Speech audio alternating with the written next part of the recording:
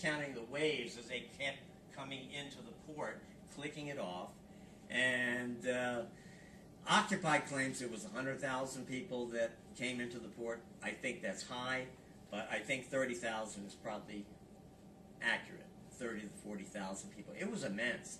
It scared the hell out of the capitalists, the city government, the bankers, the shippers. It was way beyond anyone's expectation that that kind of thing could happen. You probably saw these images on TV here in Canada. But it scared the hell out of the union bureaucrats, too, because they themselves had never organized militant job actions before. So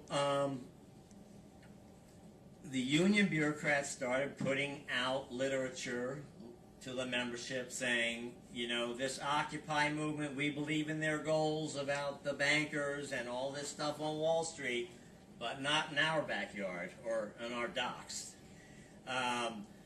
We are the ones that decide what happens on the docks. And so that kind of propaganda was being put out by the union bureaucrats. Dan Kaufman, the president of the Longshore Union in Longview, came down. He was invited down to Oakland. And he spoke at our union meeting, and he also went to one of these general assemblies by Occupy. And there, he's standing next to me, and we're watching the proceedings going on. And all of a sudden, there's a proposal that comes up that says, we're going to shut down all the ports on the West Coast in solidarity with the Longview longshoremen on December 12th, and with the port truckers. It's the first I'd heard of it. And it's the first that Dan had heard of it. So I turned to Dan and I said, what do you think of this, Dan? Is this going to work? December 12th? Where do they come up with that date? He said, well, he thought about it for a second. He said, you know, that ship, the first grain ship, is supposed to come in about 4 days after that. So the timing might just be right. This would be a shot across the bow. It would give a warning to EGT that what's in store for them if that ship comes in. And so I said, oh, okay, well, if you think it'll work, I'm for it. And so we put the word out that to support December 16th. Well, the union bureaucrats were on the opposite trajectory. You know, one of the best documents ever written on the role of the trade union bureaucracy is by Trotsky, and Trade Unions in the Epic of Imperialist Decay. And let me just see if I have this in front of me.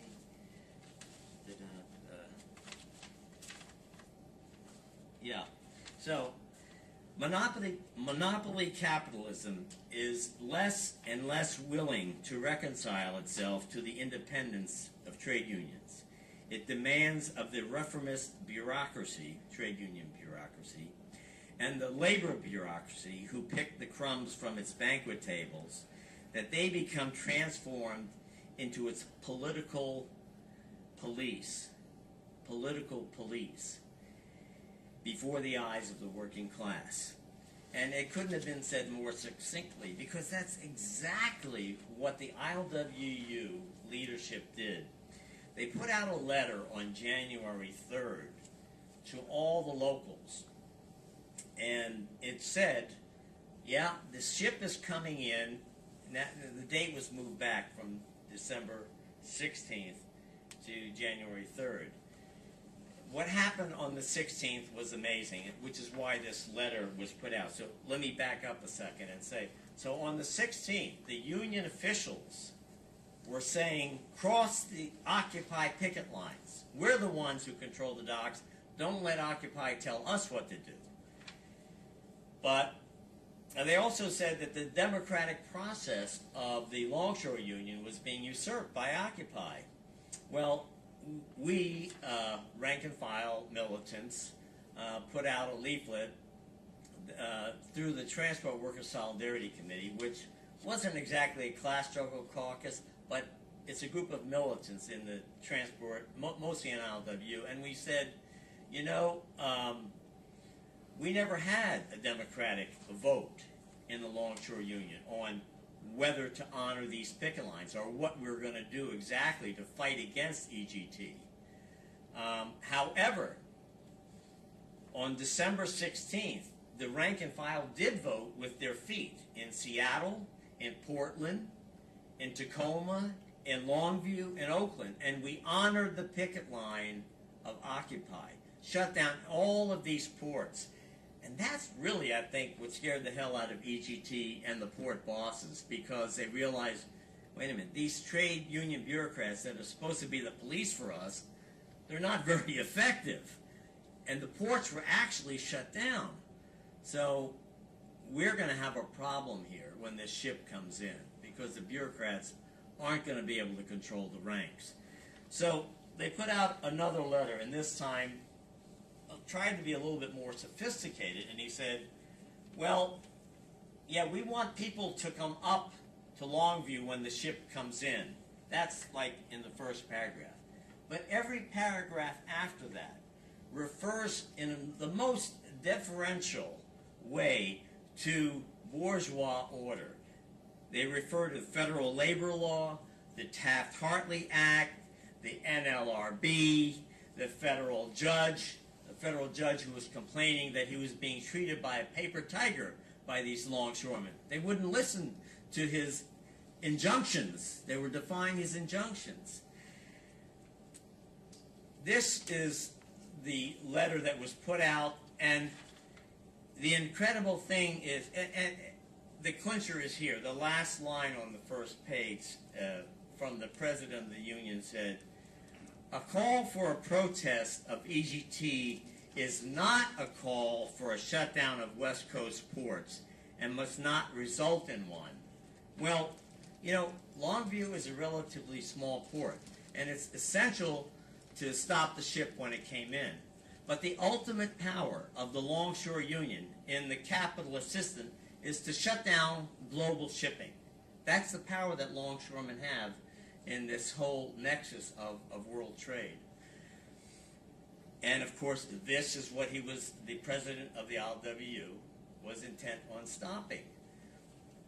Funny thing is, when the president of the Longview local was in Oakland and we had a march, he was marching with his local union banner that says ILWU Local 21. We had a larger banner that says, "Shut down all West Coast shipping in all the West Coast ports in solidarity with Longview." The opposite of what the class collaborationist leadership was saying.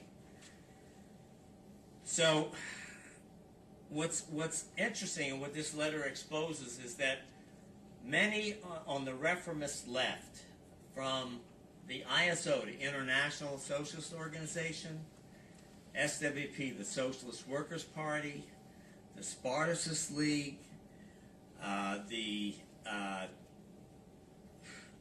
Workers' World Party, the Party for Socialism and Liberation, all of them backed what the union bureaucrats were saying, that we can only basically do what the union bureaucracy is saying. That's where they were taking their orders from.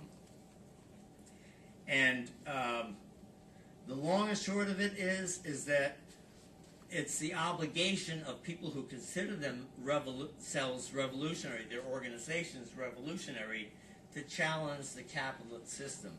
And the main tool within the working class that props up the capitalist system is the trade union bureaucracy. And it was incredible that these left groups capitulated to that kind of pressure.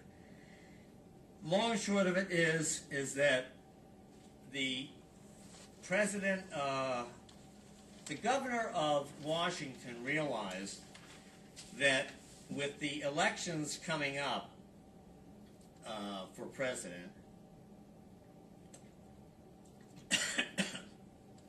excuse me, that the fact that there was so much publicity given to the state of Washington was going to do everything possible to make sure that this grain ship got loaded. It was reaching a peak. The grain ship was coming in the first week in February. State police agencies were lined up. The local police were lined up. The federal government had the Coast Guard coming in with armed Coast Guard cutter to protect this grain ship coming in. They had helicopters. They were using every means possible to suppress the workers' right to protest. And finally, the governors realized that the union had said over and over again, the rank and file workers, and by the way, many of them were women. They were arrested 3 and 4 times. Shelley Porter, for one, was arrested in her house in front of her daughter. It was a police state in this little town of Longview. When I was there, they had police circling the union hall during the union meeting. If you were wearing an ILWU shirt walking down the street, they just arrest you. All sorts of intimidation. So the governor of Washington realized these people are committed. Like they said, we have no option. We have got to win this. If we don't win this, we have no jobs. And so it would have been a bloodbath. So the governor, Gregoire of Washington, called on EGT and the ILWU bureaucrats to sit down at the table and work out a deal.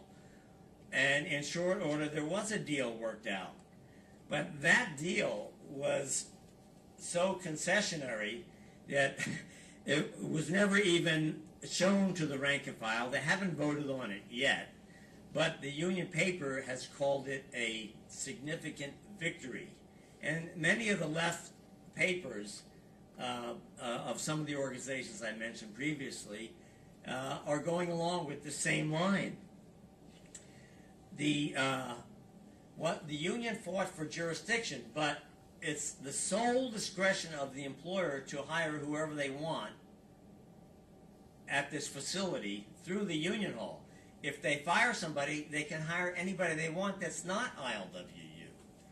That's not what jurisdiction is about. It completely eviscerates the union hiring hall. And so to say that this was a successful battle to defend jurisdiction is simply not true. It's not true. And so where it's at now is the union bureaucrats are parading this around as a victory. We're calling for a caucus, which is a democratically elected body of delegates from all the ports, to meet and vote on it and decide on this. And it needs to be voted on by the rank and file. It's always been voted on by the rank and file in each port. It's not being done this time. So there's a lot to be sorted out here. My one big shortcoming, having been in the Longshore Union, is that I was never able to consolidate, to build a rank and file caucus based on a class struggle program. Some of the militants, the young black guys that you saw in the video, were around for the various actions that took place. But to sit down and do serious work to actually build a caucus is not an easy thing. If we had a caucus in the union today, we could be leading a struggle against the bureaucrats. That doesn't exist. But we are able to put out our propaganda, and we're hoping that there will be a caucus in the near future so that we can fight it out. But barring that, what is needed still is to build a class struggle caucus, based on the transitional program, to oust the bureaucracy, because it's not just in the ILWU, but it's in these trade unions all across the country and in Canada as well, that collaborate with the employers, that don't believe it's possible for workers to win.